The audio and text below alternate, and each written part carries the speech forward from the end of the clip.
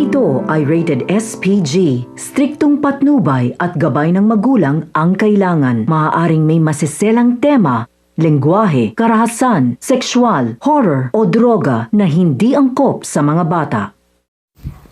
Nang umalis nga itong si Evelyn ay tila nabunutan ng tinik itong ang si Regina.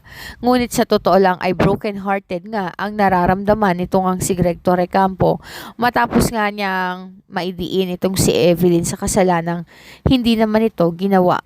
Sa totoo lang ay sinubukan pa nga ni Evelyn na iwasan siya, subalit palagi niyang ang ginagawa na maging sweet dito dahilan para mahulog nga kahit papaano ang loob nga nitong si Evelyn sa kanya.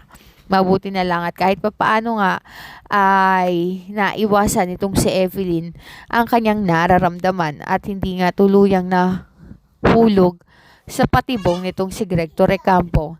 Umalis nga si Evelyn nang hindi na pinapaliwanag kung ano talaga ang nangyari dahil alam niya na wala rin namang katuturan kung magpapaliwanag pa siya. Ang mahalaga sa kanya ay naniniwala sa kanya itong si Marge at maging itong ang si Jobert. Samantala, itong malditang anak naman itong si Thea na si Ashley ay kinausap nga ang anak nitong si Marge na si Jasmine tungkol nga sa lalaking nakabungguan nga nitong si Jasmine. Ikwento ni Jasmine na love at first sight siya sa nasabing lalaki.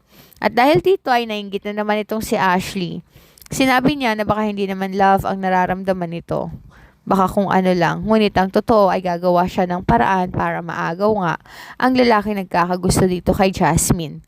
Samantala, sa kabilangan ng pag-alis nga nitong si Evelyn, ay naramdaman nga nitong si Marge na kailangan niya talagang pag-aralan ng mga ikinikilos ng kanyang asawang si Paulo dahil may mali talaga.